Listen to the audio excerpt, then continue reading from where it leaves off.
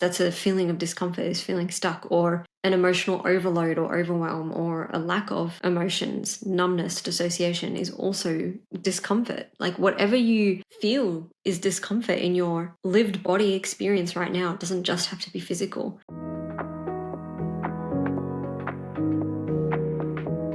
So I want to talk about discomfort. I want to talk about it from a physical body level, mental, emotional, energetic. I'm going to cover all four bodies. You know me by now if you've been following for a while. And if not, hey, I'm Shannon, your somatic and energetic integration specialist for women. I like to give a perspective on all four bodies, which make the entirety of the body. And so today we're going to be talking about discomfort through this Body and Brew series. Take a moment to sit down, to land into the moment right now, and grab yourself your favorite brew. That's a part of the Body and Brew series, is grabbing yourself a brew, finding a safe space, a cozy space.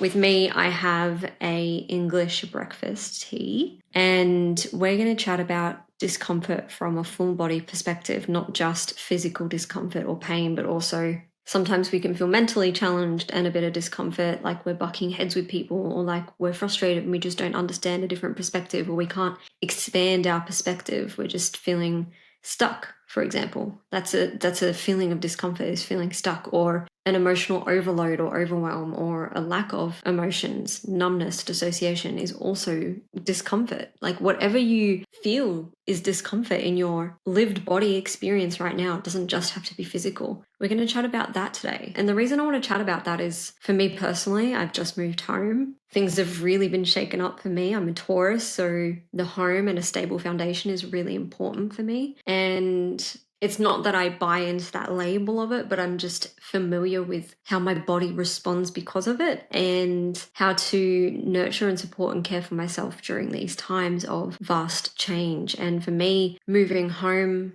yet again has been surprisingly more of a discomfort than all the change I went through when I was traveling and living abroad. Like for a year and a half, I had no home. I had no stable base. And yet while I was traveling and going around from place to place, I never felt more free and alive. That wasn't a discomfort for me. It was knowing that I had a base at home with my parents and some things stored there. I was sweet. Like that was the stable base for the year, and it was predictable, and I knew that wasn't changing. Coming back though, living with my parents for a few months until we found a place up the coast in Queensland, moving to that new place up the coast, it's been a whirlwind, because to me that's the stable base, you know? And so the stable base has changed, and it's been mentally and emotionally and especially energetically uncomfortable and challenging. There's discomfort in that. And so I think I'm just sharing from where I'm at right now. And so I've got with me a little bit of a comfort tea while we chat about discomfort, because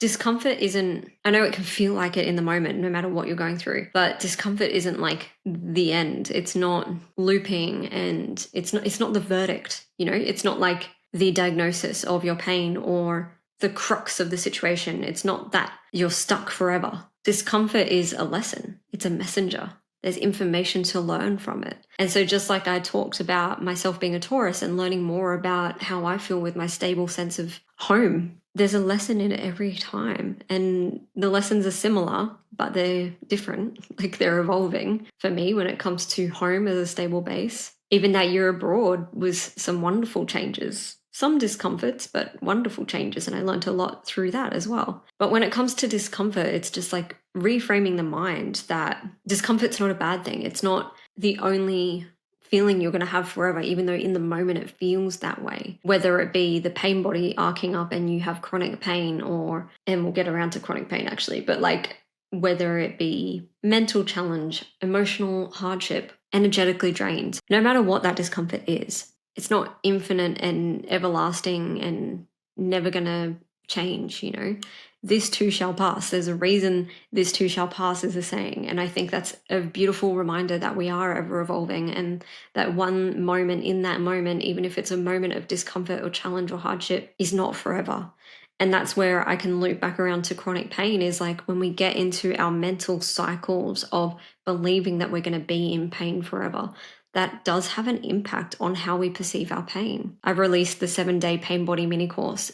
Evergreen, you can access it once you've paid for it. It's forever. You forever have access to it as long as it's up online. And that goes into that, I guess, breaking down of what the pain body is, but also building up of what the relationship is. You building a relationship with your discomfort, with your challenges in life. And I would say the pain body Dakota course is a great place to start if you're wanting to work through any kind of discomfort, not just physical, because I do take you through more of what we're talking about right now. But when we're talking about discomfort and reframing it in the mind, coming back to that, I would say one little hot tip, which I think is where I'm going with this and how I want to end this Body and Brew series, this episode, is that discomfort is there for you to listen to decode the underlying need. What's the support that your body, your mind, your heart, your soul is asking for right now? And once you have that answer, once you give your body the space and it feels heard and listened to and seen, once you decode what that need is,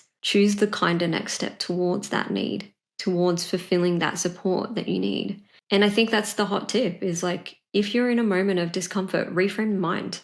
This isn't forever. This too shall pass. You know, it's not an infinite moment, you know, in time. It's a moment in time. It's not an infinite loop that you're going to be experiencing, even though it can feel like that. And the more you allow your mind to buy into that story of this is forever going to happen, chronic pain is a great example, then the more you're going to manifest that. But if you can stop that cycle, remind yourself that it's not a infinite moment, it's a finite moment. It's a moment in time that there's a lesson in it too. Then you can start to slow down, take the pressure off, listen, learn what your body's asking for. And when I say body, I mean all four bodies, not just physical. Learn what your body's asking for. Start by doing a somatic practice. Start mapping the sensation in your body. Where is the sensation I'm feeling right now? Do I feel heavy in my chest right now? An overwhelm of emotions? Do I feel really empty and numb? Do I feel really energetically drained, like I just need to lay down? Maybe that's your somatic practice, is literally laying down and just like removing all stimulus and just staring at the clouds or the ceiling, or naming 5 objects in a room and just noticing your breath. Like, it can be really simple, but just dropping into a somatic practice, drop into your physical body.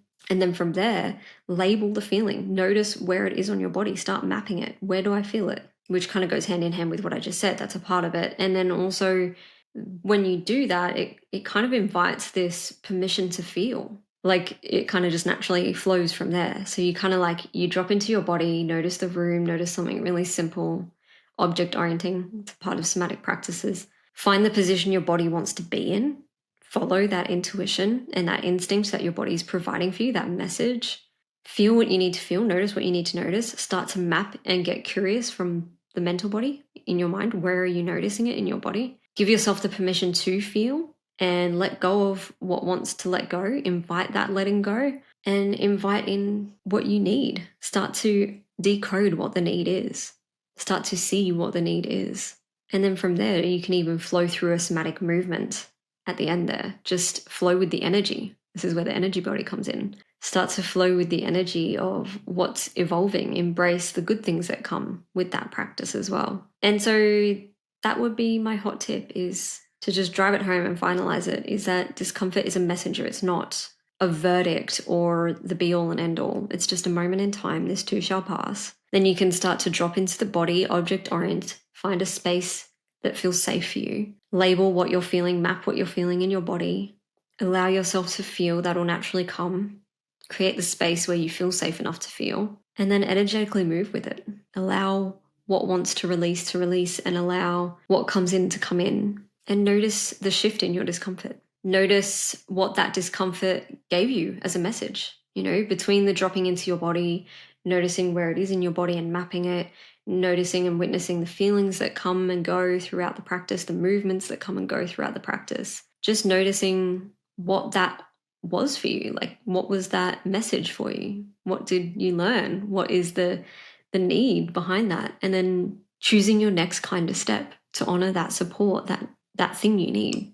If you want to get started on something really basic, I have a beginner somatic practice, so I'll link that in the caption, the show notes below. And I'll see you next time for the next Body and Brew series. Bye for now.